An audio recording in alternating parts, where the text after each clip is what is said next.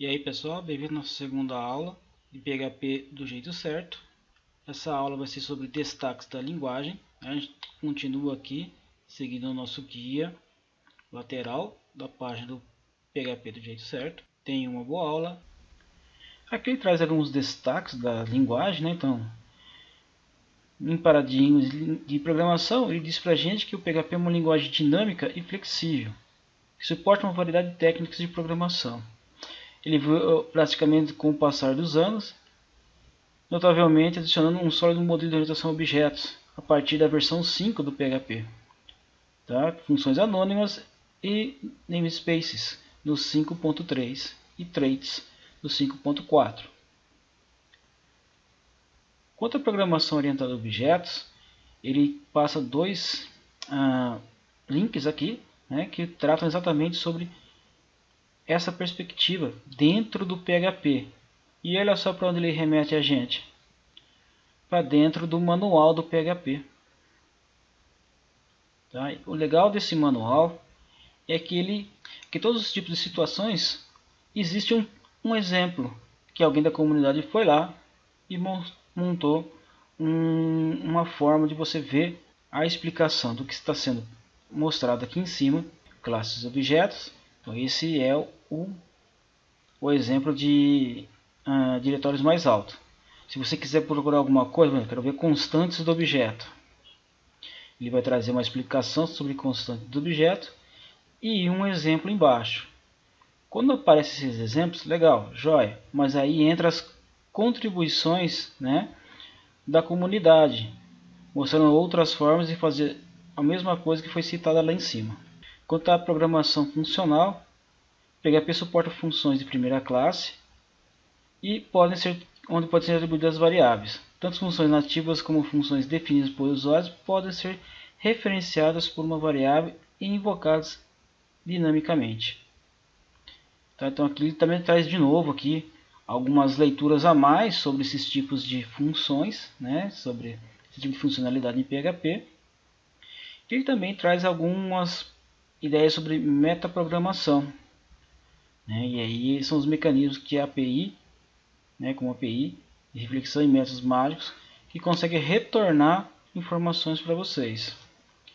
Então, alguns dos métodos mágicos são os get, set, clone, toString, invoke, entre outros, né? Isso vai permitir que você altere o comportamento da classe.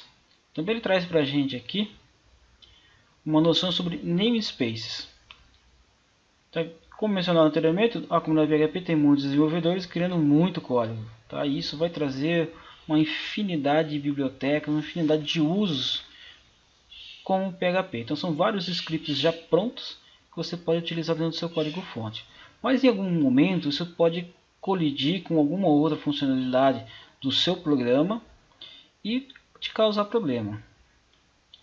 A ideia então é que o namespace resolva esse problema. Os namespaces podem ser comparados com os diretórios dos sistemas operacionais, que fazem namespace dos arquivos.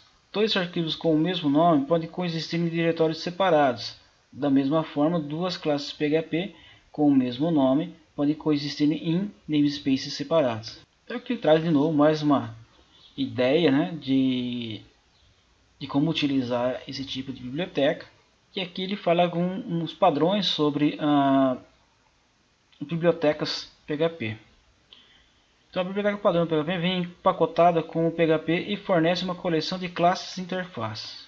Ela é composta principalmente por classes de estrutura de dados normalmente necessárias, como pilha, fila, heap, entre outros, e iteradores que podem percorrer por essas estruturas de dados ou por suas próprias classes que implementem as interfaces SPL. E aqui vai ter mais um link, né, sobre SPL, que leva exatamente para a gente aqui dentro do manual do PHP. Tá? Então aqui tem alguns exemplos de estruturas de dados, de iteradores, de interfaces, de tratamento de exceções, a interface de linha de comando. O PHP foi criado primeiramente para escrever aplicações web, mas ele também é útil para criar scripts de linha de comando, CLI. Programas PHP de linha de comando podem te ajudar a automatizar tarefas comuns como testes, publicação e administração de aplicações. Programas PHP CLI são poderosos porque você pode usar o código de sua aplicação diretamente, sem criar e proteger uma interface guiada para o usuário, né? Uma interface gráfica com o usuário. Apenas tenha a certeza de não colocar os scripts PHP CLI na raiz pública do servidor web. Então, por exemplo, a gente pode fazer, né, tentar fazer execução a partir de uma linha de comando php "-i". A opção "-i" irá mostrar a configuração do PHP, da mesma forma que a função php info. Primeira coisa que você tem que fazer é startar o seu PHP. No caso aqui eu estou usando o champ. Vamos tentar aí via cmd se ele faz alguma coisa para a gente aí, né? Então php espaço "-i", tá aí, né? Ele executou para a gente aqui, ó. Ele trouxe para a gente uma lista das configurações do PHP. Então, por exemplo, eu quero que ele escreva lá na linha de comando alguma informação. Eu tenho que criar um arquivo PHP. Note que ele inicia com sinal de menor, ponto de interrogação, PHP. Aqui tem uma estrutura, né, de decisão. Então eu pergunto: se o argc for diferente de 2, escreva, né, usage php hello.php name.n e ele sai. Em name, aqui é criada uma variável chamada name que recebe um argumento, tá, na posição 1. E ele vai escrever hello, a variável /n. O /n é para ele pular a linha. Então eu tenho que criar esse arquivo aqui chamado hello.php. Mas como eu vou criar ele? Então a gente vai criar ele aqui dentro de um arquivo de texto. Vou usar o Notepad mesmo. Então aqui ele diz pra gente, olha, tem que iniciar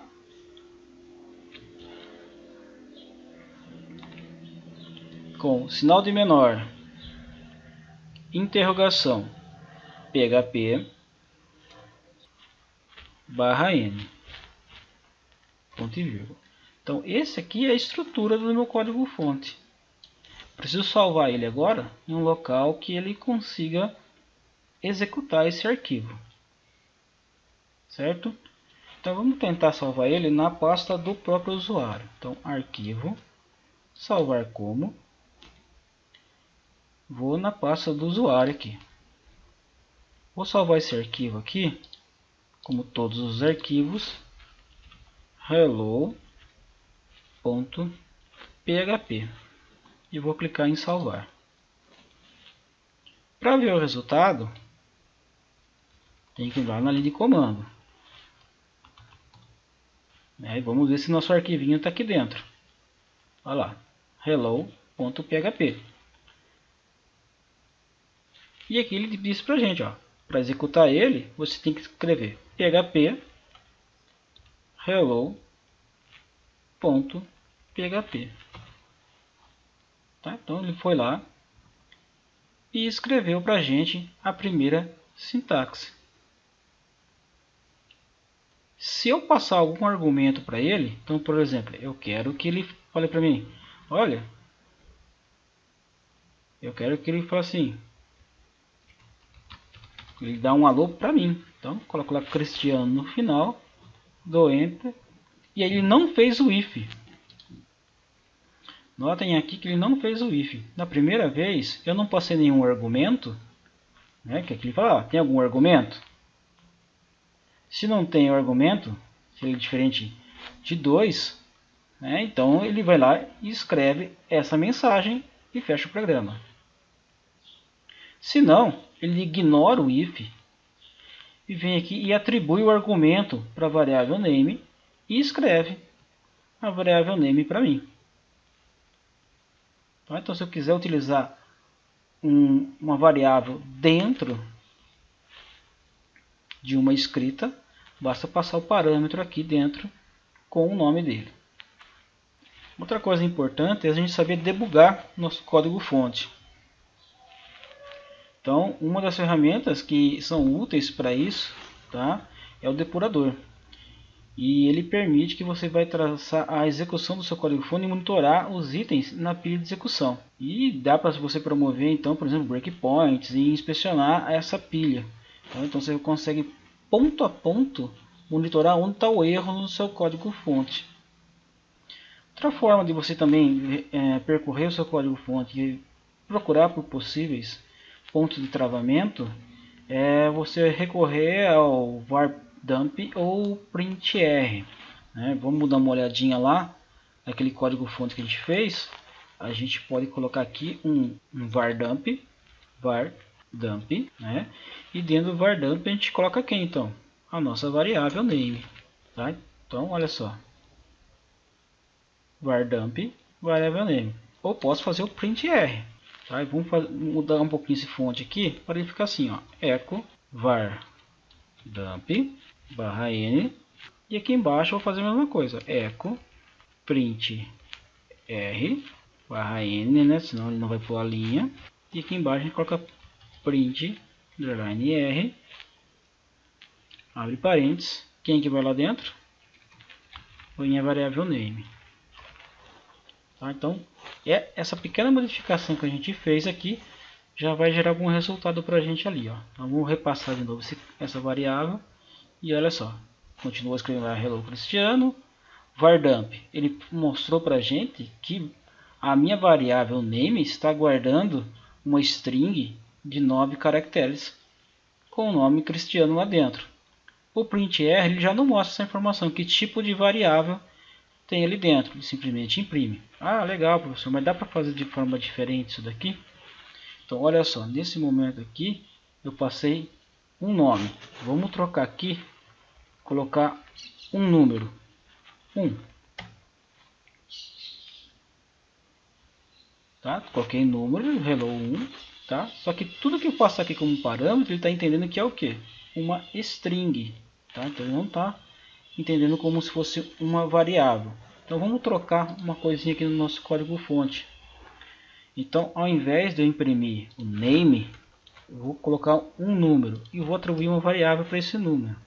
Então esse número aqui agora, tá, vamos fazer uma alteração aqui. Vou criar uma variável aqui chamado n e vai receber 1234, tá? Ponto e vírgula ali no final. Vou salvar. Vou executar de novo ali, ó. Nota que agora o var_dump informou para mim que é um tipo inteiro. Tá. E se fosse um tipo real? Vou colocar um ponto 3 aqui. Vou salvar. Vou executar de novo. Ele trouxe para mim um tipo real. Joia? Agora a gente já aprendeu que o PHP trabalha com vários tipos de variáveis. Só que eu nesse momento não estou declarando que tipo de variável ela é. Ele assume pelo formato, que é no momento da atribuição, que tipo de variável ele vai estar trabalhando, certo? Então, aqui tem mais alguma coisa sobre o Xdebug que vocês podem ver com um pouquinho mais de atenção. Obrigado, compartilhem o vídeo, deem like e até a próxima aula.